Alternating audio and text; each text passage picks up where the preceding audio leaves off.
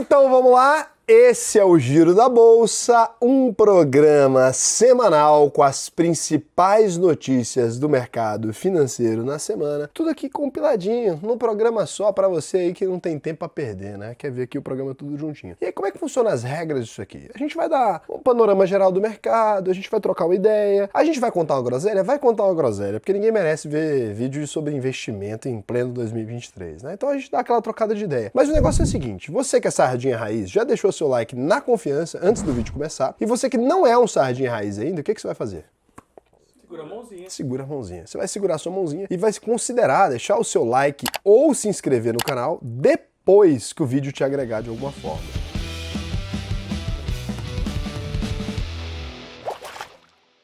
E o negócio é o seguinte, a gente começa aqui pelo resumão da semana. Uma semana triste aí para milhares de famílias afetadas aí pelos terremotos na Síria e na Turquia. Mais de 25 mil mortes confirmadas. Nossa, cara, 25 mil mortes é muito complicado, assim. Eu sei que a gente sempre começa aqui com a energia lá em cima, mas essa é uma notícia que é muito complicada. Não só no sentido de, a Turquia e a Síria ali são países, né, muito importantes para a economia. A gente tá falando aí do terminal portuário de Ceyhan, na Turquia, que exporta até 1 milhão de barris de petróleo por dia, chegou a ser fechado, mas voltou a funcionar. Mas a gente tá falando de vidas, né, cara? Quando a gente fala de 25 mil pessoas significa pai de família, significa mãe de família, é um monte de situação complicada. Então, assim, a primeira coisa que a gente vai fazer aqui, eu quero que a gente reflita sobre o que é uma vida e o que a gente reflita sobre o que é 100 vidas, 1000 vidas e o quanto isso impacta na vida das pessoas. A primeira coisa que a gente vai propor aqui é que você realmente pense sobre o que é estar numa situação dessa, né? O que é estar numa situação onde começa a ter terremoto na sua casa. A gente vive, graças a Deus, num país onde a gente não tem esse tipo de problema.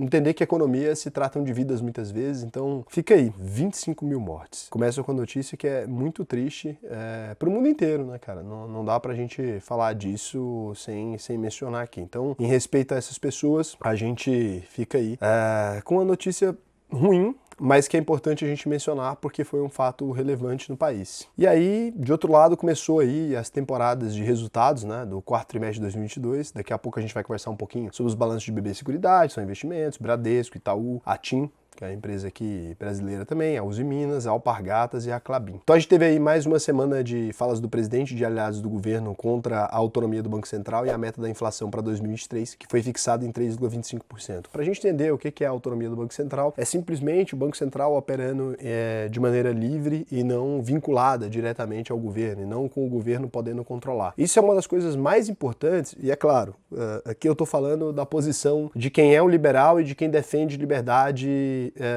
na economia, né? A gente não pode misturar aqui. Eu não sou, é importante a gente ser realista com a posição. Eu estou aqui falando de um ponto de vista completamente liberal, no sentido de que eu acho que o Banco Central não deveria, de forma alguma, ser controlado pelo governo vigente. É importante isso aí, né, Ricardo? A gente ser transparente com as nossas opiniões, né? A gente sempre foi transparente aqui com tudo. Então, isso também. Então, depois de muita negociação aí, de muita pressão, na real, o presidente do Banco Central, o Roberto Campos Neto, está disposto aí a negociar com o governo o aumento da meta para 3,5%. O governo queria 4,5%. O mercado reagiu mal, a bolsa caiu aí quase 2%. O diretor de política monetária, o Bruno Serra, entrou na discussão e disse que o Banco Central não é uma instituição do governo. Não deveria ser, mas é.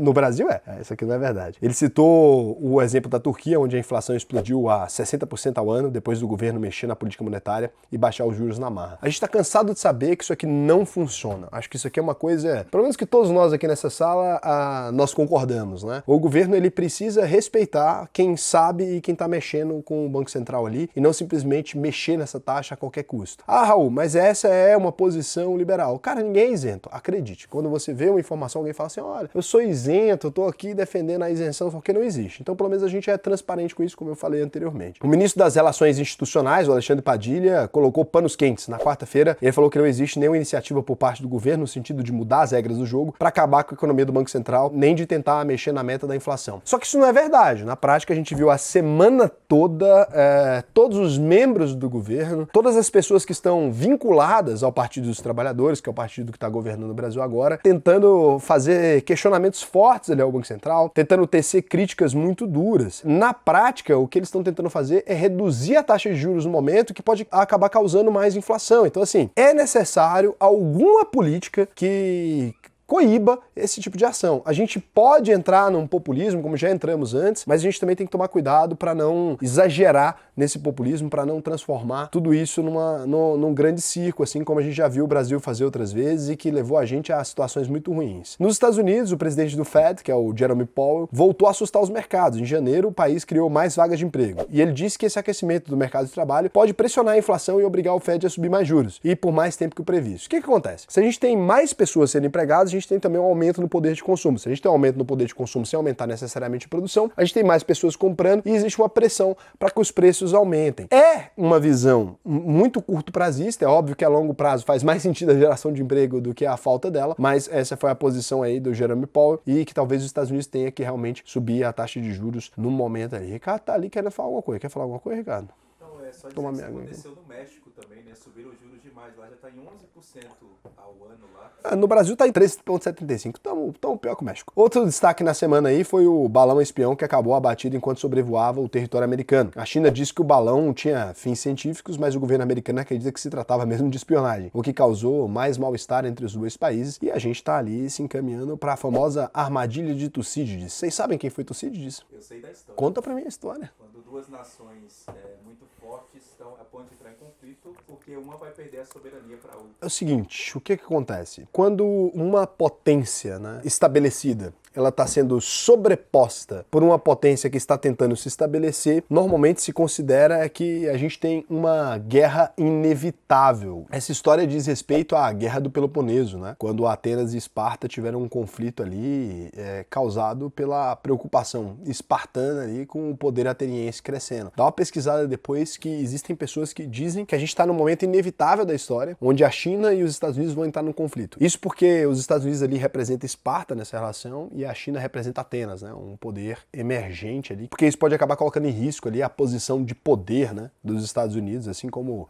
o poder espartano foi colocado em xeque por Atenas. E o perigo disso é que geralmente vem acompanhado de uma guerra mesmo. Sim, e a gente está tentando evitar isso, né? Uma armadilha já conhecida, histórica, e mesmo assim a gente pode cair. E agora aqui a gente vem para as notícias do nosso mercado financeiro, aquela baguncinha padrão. O Ibovespa abriu a semana em 108.517 pontos e fechou em 108.078 pontos, né? Uma queda de 0,40% aí na semana. O dólar terminou valendo R$ 5,21, 1,23% de alta numa semana só de 5 dias aí. E quando a gente vai falar do que causou isso, olhando para as empresas, a gente está oficialmente na temporada de balanços do quarto trimestre de 2022 e a gente começa aqui pelos números da BB Seguridade, BBSE3, a empresa privada de seguros que tem o Banco do Brasil como principal acionista e controlador, apresentou um resultado forte no trimestre, mas as ações acabaram caindo. A receita total de previdência e seguros foi de 12,9 bilhões de reais, com 8% de aumento comparado com o quarto trimestre de 2021. Já a receita líquida da previdência e seguros ficou em 5,2 bilhões de reais no quarto trimestre de 2022, uma queda de 3,5% na base anual. O pessoal tá morrendo de fome, né? 5,2 bilhões ali é realmente situação complicada para eles. Os prêmios emitidos somaram 4,1 bilhões de reais no quarto trimestre de 2022, uma alta de 32%, e a sinistralidade caiu 1,3 ponto percentual para 17,3%, menor patamar em 6 anos. Você sabe o que é a sinistralidade? É o percentual de sinistro do pessoal que contrata o seguro. E o que é o sinistro? É uma coisa sinistra. Quando você precisa usar o seguro porque deu merda. Exato. Você pega o seu carro, acorda de manhã, senta num poste. É o quê? Sinistro. Aí, nesse momento, você vai lá e recorre ao seguro. Então, o seu carro... Choveu, você perdeu a lavoura. Choveu, você perdeu a lavoura, sentou seu carro num poste, sinistrou. Então, nesse caso, a gente tem ali que o seguro tem que pagar e para ele a taxa de sinistro é ruim.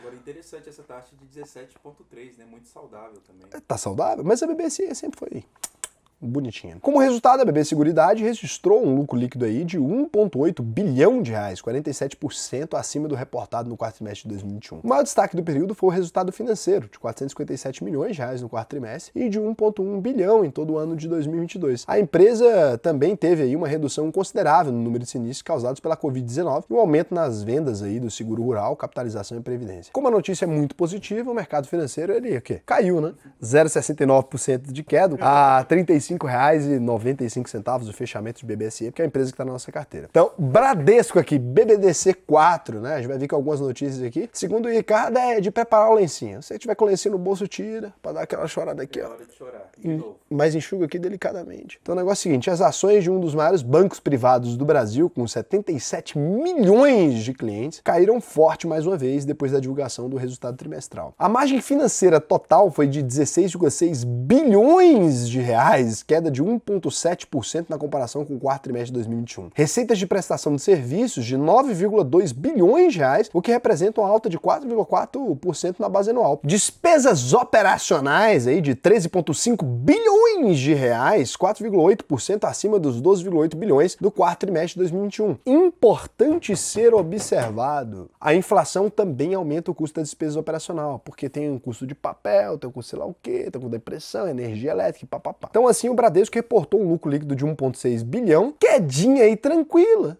quedinha besteira, né? De 76% na comparação com o quarto trimestre de 2021. Imagina você tem um salário ali de 80 mil reais, você é uma pessoa normal, né? Todo mundo hoje no Brasil tá ganhando mais ou menos isso, 80, 90 mil. Então, pouquinho. 80 mil reais menos 76%, você passa a ter um salário de 19.200. Aí se você tinha ali um salário, você é um cidadão normal, tem um salário de 2.500, imagina que você passou a ter um salário de 600 reais. É mais ou menos isso. Uma quedinha tranquila, que o pessoal nem sente. Isso aqui é besteira. O banco perdeu 5 pontos percentuais aí no retorno sobre o patrimônio médio, o ROAE, que caiu para 13,1%. Continua com a inadimplência alta aí de 4,3% para dívidas acima de 90 dias, o que fez as provisões, o PDD, né, provisões para devedores duvidosos, saltarem aí mais de 3 vezes para 14,8 bilhões de reais. Muito aqui também foi impactado pelo quê? As Americanas, que ele provisionou ali direto 100% já da exposição que ele tinha a Americanas. O Itaú provisionou 100%, o Bradesco provisionou 100%, o Santander provisionou 30%. Então ele estava ali falando assim, vou provisionar aqui um trintinha, né? Mas isso aqui é muito bom, porque nos próximos indicadores você não vai sentir esse número mais. Então assim, é normal fazer essas provisões? Mais ou menos. Eles fizeram ali porque realmente imaginaram que provavelmente vai dar default. O que é isso, Raul? Quando a gente tem uma provisão para fazer, eu poderia lançar essa dívida em 6 meses, 12 meses e tal. O que eles acreditam? Que provavelmente os americanos não vai pagar. Isso aqui é muito claro. Quando eles provisionam 100% desse valor é porque já estão querendo falar para o mercado assim, tá provisionado. Se pagar 10 reais, já foi melhor do que aquela provisão que eles fizeram antes, né? Eles desapegaram mesmo aqui. E aí, com isso, no acumulado de 2022, o Bradesco lucrou 20,7 bilhões de reais, muito ruim, né? Fraco demais. 21% a menos que 2021. Lembrando que essa provisão aí da Americanas foi de 4,9 bi. Quase 5 bilhões. Micharia, né? Que falta que faz uma auditoria séria, né, PwC? Isso aí poderia evitar muita coisa. O Ricardo tá me olhando estranho. Você não quer que mencione que a PwC fez a auditoria, Ricardo? Você trabalha na PwC? Não, cita. Pode citar, que isso aqui foi estranho. Isso aqui que eles fizeram é cagada. Vai estar lá na rapidinha. 6,84% então de queda, fechando a R$ 12,67. Itaú, YouTube 4. Seguindo aí na mesma linhazinha do Bradesco, o Itaú também teve provisões afetadas pelo efeito Americanas. A gente já pode chamar assim, efeito Americanas, mas trouxe um resultado melhor. O produto bancário aí foi de 37,9 bilhões de reais, com aumento de 3,6% sobre os 36,6 bilhões do quarto trimestre de 2021. A margem financeira subiu 4,5% na base anual para 25 bilhões de reais. O custo do crédito aumentou 22%, de 8 para quase 10 bilhões. Como resultado, o Itaú teve um lucro líquido aí de 7,7 bilhões de reais no quarto trimestre, queda de 5,1% frente aos 8,1 bilhões do mesmo período de 2021. O ROI caiu 1,7 ponto e ficou em 19,3% no trimestre. Aqui estamos falando de pontos percentuais. Então, estava em 21, estamos agora em 19,3%. E a inadimplência fechou o ano em 2,9%, praticamente estável na base anual. O banco também provisionou 100% da exposição que tem em Americanas, algo em torno de 1,3 bilhão de reais. Em 2022, o Itaú lucrou 30,8 bilhões de reais, 4% acima dos 27 bilhões de 2021. As ações chegaram a subir quase 9% depois do resultado e fecharam a semana com alta de 3,2%. Itaú,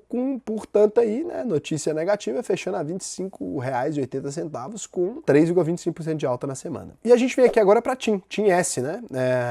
A gigante de telecom aí lucrou menos no quarto trimestre de 2022, mas o resultado veio melhor que o esperado. A receita líquida foi de 5,8 bilhões de reais, com alta de 22% na base anual. O EBITDA, lucro antes de juros, impostos, depreciação e amortizações, avançou quase 20% para 2,9 bilhões de reais. Já a margem EBITDA caiu 1 ponto percentual e ficou em 49,9%. Como resultado, a TIM reportou um lucro líquido aí de 590 milhões de reais no quarto trimestre, queda de 23% na base anual. O balanço foi influenciado pelo resultado financeiro, que apresentou aí um prejuízo de 350 milhões de reais no trimestre. Além disso, a TIM precisou de dinheiro emprestado para comprar, junto com a Viva e com a Clara, a rede móvel da Oi, um negócio de 16 bilhões de reais. Com isso, notícia aí complicada, a TIM fechou com 1,53% de alta a R$ 11,29. E agora a gente vem aqui para a Klabin, KLBN4, nossa empresa de celulose. Sabe como é que a Klabin entrou na minha vida, Ricardo?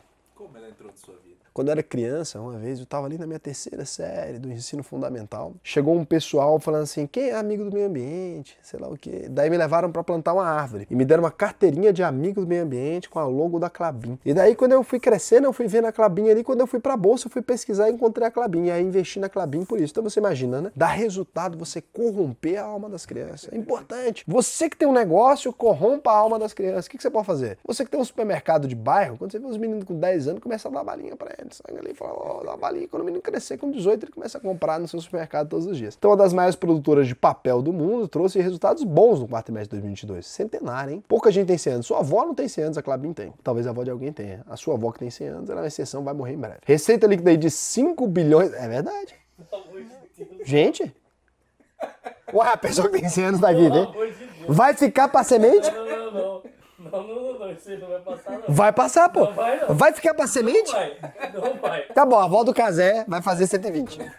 Para com isso, cara. Pelo amor de Deus. Gente, você que tem uma avó, tem 100 anos, Tá bom. vai bater o pacal. É uma coisa que nem eu que tô falando, né? A expectativa do Brasil é 70 e poucos anos. Tá bom, não precisa falar, não. Se não for, eu vou morrer. Antes do Natal. Receita líquida aí de Klabin, então, em 5 bilhões de reais, o que representa um aumento de 11% sobre o quarto trimestre de 2021. O EBITDA ajustado, o famoso EBITDA, se você é Faria Limer, subiu aí 1% na base anual para 1,9 bilhão de reais. Já a margem EBITDA caiu 4 pontos percentuais, fechando aí em 37%. Assim, a Klabin teve um lucro líquido aí de 790 milhões de reais. O número é 25% inferior ao reportado no mesmo trimestre de 2021, mas veio bem acima dos 504 milhões projetados pelo mercado. Veio muito acima. 790 milhões é muito diferente de 504 milhões. Ah, Raul, eu discordo que é muito. Me dá o restante, então. Esses 200 e poucos milhões pode deixar comigo. Por isso, as ações chegaram a subir quase 2% depois do resultado. A Klabin encerrou o ano com um lucro líquido de 4,7 bilhões, 38% acima dos 3,4 bilhões reportados em 2021. Favorecido aí também pelo ciclozinho das commodities. Se você não sabe quando a commodity de celulose está alta ali, ou qualquer commodity do mundo, você não compra ação e tal, tem que segurar. A Klabin vai pagar dividendos e daqui a pouco você confere aí o valor por ação e a data de pagamento. Klabin, então, notícia positiva, coisa rara, que subiu 1,29%. E a gente vem aqui agora para Usiminas, a famosa Usim 5. Usem 5 é uma das maiores companhias do ramo siderúrgico, com quase 70 anos de história. Essa vai viver muito ainda, né? Mas acabou decepcionando no quarto trimestre. Então aí, a receita líquida foi de 7,6 bilhões, queda de 5% na comparação com 8 bilhões do quarto trimestre de 2021. O EBITDA ajustado caiu aí 76% para 539 milhões de reais. Já a margem EBITDA recuou 23 pontos, de 31% para 8% na base anual. Nossa! Na última linha, a Usiminas reverteu o lucro líquido de 2,5 bilhões registrado há um ano atrás e teve prejuízo de 839 milhões de reais no quarto trimestre. O mercado esperava aí um lucro de quase 200 milhões de reais. Achou errado, otário. Um dos motivos do resultado fraco foi a queda das vendas do aço aí, menos 9%, e do minério de ferro, menos 8%. Com a notícia negativa, 3,17% de queda para Usiminas. E a gente vem aqui agora com aquele resumão dos resultados, que é o seguinte, a gente faz aquela caretinha. Vou até esconder.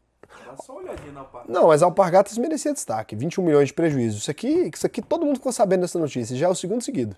Já tá virando moda.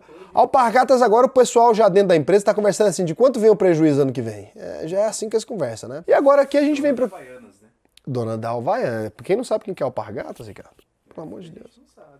Você que não sabe quem é Alpargatas. Comenta aí se você sabe ou não. Será que tem alguém que não sabe? Alpargatas. Não é possível. Famosa dona da Vulcabras, antigamente. Você que era idoso aí, na década de 80. Aí foi muito pra mim. Uma Vulcabras, pô. Vulcabras ali. Ah, não sabia um Vulcabras? Tá sabendo agora. Pergunta pro seu avô. Fala, pô, você usava um Vulcabras? Ele vai falar, porra, usei muito Vulcabras. Meu avô adorava Vulcabras. Agora aqui a gente vai vir pro quê? Pra dar aquela rapidinha, né? Você que não sabe o que é rapidinha. O que é rapidinha, Casé? A rapidinho é aquelas notícias que não são nem tão relevantes pra ganhar aquele destaque, nem relevante pra ficar fora do giro, né?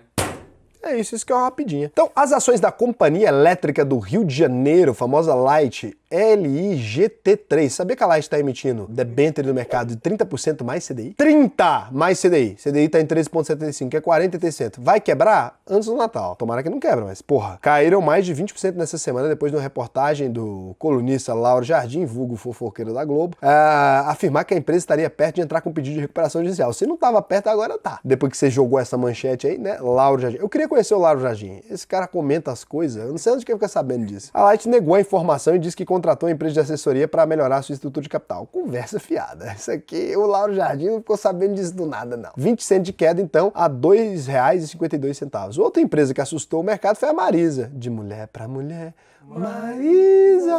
A Mar3, amo também, que também está buscando ajuda para otimização financeira e aprimoramento da estrutura de capital. Com a renúncia do diretor-presidente, o Adalberto Pereira dos Santos, aumentou a suspeita do mercado de que a empresa também pode estar muito mal das pernas. Você acha? Eu não acho não, 39,37% de queda a 77 centavos, né? Tá foda pro varejo. Varejo dando aula, né? Não vai sobrar ninguém. E eu preciso comprar roupa. Então é melhor que se reestruture. Já comprou roupa na Marisa? Eu gosto, hein? As camisetinhas polo legal. Tô falando sério, sem Quando eu era brincadeira. criança eu comprava. Ou a mãe leva. Mas Riachuelo Roupa masculina. já era minha. Riachuelo era mais... Mas a Riachuelo é melhor pra comprar tapete. Tapete? Tapete. Específico, hein? Tô falando tapetinho Não, na não, Riachuelo. calça. Quem já comprou tapete na Riachuelo? Fala aí, comenta aqui pra mim. A justiça autorizou aí a Americanas, a MER3, a emitir até 2 bilhões em debêntures, numa modalidade própria para as empresas em recuperação judicial. Os acionistas de referência, o Lehman, o Sicupira e o Teles, né, o Marcel Teles, se comprometeram a financiar mais de 1 bilhão do valor total. Nessa semana, a CVM abriu novos processos para investigar, entre outras coisas, o trabalho de auditoria das contas americanas feito pela PwC de 2019 e 2022. A gente tem que investigar a PwC inteira, né? A PwC ali, ou de duas uma, vamos ser honestos aqui, de duas uma, ou vocês são muito incompetentes, não é uma possibilidade, ou muito desonestos, mas assim, é muito erro, tá? Então PwC aí, se quiser me auditar quando eu for fazer IPO, agradeço. A 37,14% de queda, fechando a R$ 1,10. Então a P2W digital aí. Isso me lembra aquelas agências de classificação de risco durante o subprime americano. Não comenta isso não, coisa baixaria. Então o negócio é o seguinte, eu tô brincando aqui com a PwC, vai que um dia a gente precisa ser auditado por ela mesmo, né? Mas assim, cara, são muitos erros. Aí agora você pensa assim, pô, os caras auditaram as 600 empresas ali, erraram uma questão. Só que você vê o tanto que mancha, né, a reputação ali. PwC, me processa não, é mais coisa que vocês estão fazendo merda mesmo, eu só tô comentando. Então, se quiser processar, não tem o que fazer, mas assim, não precisa. Eu tô aqui. Quem botou defeito foi Jesus, eu só aponto. É isso aí. Não tem problema. A Gerdau, GGBR4 e a metalúrgica Gerdau, a GOAU4, ganharam uma causa na justiça e vão ter direito a créditos tributários relacionados ao PIS e COFINS, referentes às aquisições de sucatas. A decisão já transitou em julgado e por isso as empresas vão ter direito aos créditos que totalizam 800 milhões de valores atualizados. Gerdau então fechou com 6,10% de queda. Puta que pariu. A R$ 28,32. Já a Petrobras, PETR4, nossa, me veio uma piada aqui que eu não posso fazer porque envolve partido político, tem uma questão. Deixa pra lá. Ah, mas é boa. Não, vou deixar. É porque aqui eu não sei se vocês perceberam, mas tem uma sigla PIT e tem o R também. Dá pra fazer uma piada boa. Divulgou a produção aí, quem pegou, pegou. Quem divulgou a produção aí total do quarto trimestre de 2022. A estatal produziu 2,65 milhões de barris de óleo equivalente por dia, com 2% da queda na base anual. A empresa também anunciou que pretende aí criar uma nova unidade de diretoria de energias renováveis. Finalmente. Porra, agora, 7,22% de alta na semana, a R$ 26,72. A Petrobras é tipo o Rubinho Barrichello, né? Quer dizer assim, gente, depois de 20 anos que o povo tá fazendo energia à base eólica ali, ou né, solar, a gente resolveu agora. O interessante é que ela é uma empresa de energia, não de petróleo. É claro, mas chama Petrobras, né? Não chama Energibras. Poderia tranquilamente estar investindo em sol e vento, que é o que a gente mais tem no Brasil. E a Dilma estoca. Que é coisa nossa também. Isso aí, se não era a Dilma, isso não tinha. Então a empresa de seguros, a Porto PSSA 3, decidiu renovar o seu programa de recompra de ações. A companhia vai adquirir até 18,8 milhões de ações, o que equivale a 10% do total. O prazo para liquidar as ações vai até o dia 7 de fevereiro de 2024, né? E aí com isso a gente teve aqui na semana uma alta, mas que foi motivada pelo resultado e não por conta disso. Então a 5,14% de alta aí, R$ 26,60. E aqui agora a gente vem pro calendáriozinho de dividendos. Nunca mais tem dividendos, a gente tá tendo dividendo pouquíssimo esse ano, né? Então aqui é só aquela careta. Já passou. Acabou. Não tem muito o que fazer. E no cenário internacional, mais conhecido como Bolsa Americana aqui, que o Ricardo ele decide chamar de internacional porque às vezes ele quer pôr uma notícia aqui da Alemanha, um negocinho. Do DAX, uma paradinha ali legal. Às vezes quer o Nikkei. Às vezes quer uma noticiazinha de Porsche. Então, segue a temporada de balanços trimestrais também das bolsas americanas. Da americana chega. Então, a Uber aí, Nise, né? Aberta em Nise, Uber, a líder mundial em aplicativos de transporte, superou as expectativas do mercado em quarto trimestre de 2022. Receita líquida subiu 49% na base anual e chegou a 8,6 bilhões de dólares. O mercado esperava uma receita de 8,4 bilhões de dólares. O lucro líquido foi de 595 milhões de dólares, queda de 33% na comparação com os 892 milhões de dólares no quarto trimestre de 2021. Apesar de ter lucrado, a Uber teve um efeito não recorrente positivo de 756 milhões de dólares. Como a empresa vinha de 3 trimestres no vermelho, o prejuízo total em 2022 foi de 9,1 bilhões de dólares, bem acima dos 496 milhões de dólares de 2021. Porra, é muito prejuízo. Com a notícia negativa, a gente tem aqui o Uber a 2,14% de alta a 34 dólares e 30 centavos. Agora aqui vou dar aquela passada de pano aqui, né? Aquela passadinha assim, ó, só sabe aquele pano que você passa quando você termina de enxugar as vasilhas e a sua esposa ou seu marido tá olhando. Fala assim, pô, ó, vou enxugar aqui, ó. A gente vai dar essa passada nos resultados trimestrais ali. A PepsiCo, a famosa Pepsi Company, na Nasdaq, a Pep, teve uma receita de 28 bilhões de dólares, com 11% de alta, um lucro de 518 milhões de dólares, 60% a menos. Com isso, notícia boa, né? A 3,53% de alta fechou a 176 dólares e 20 cents. Então, a Toyota Motor Corp, a Nise TM, famosa fabricante de carros que você precisa pisar no freio de mão, usando o seu pé e não puxando, porque eles decidiram que... eu tinha um carro agora da Toyota, um Corolla Cross, o carro de idoso. Raul, você usa carro de idoso? Adoro. Aquilo ali é maravilhoso. Assim. Azera. Mas o Azera não é dessa marca, não.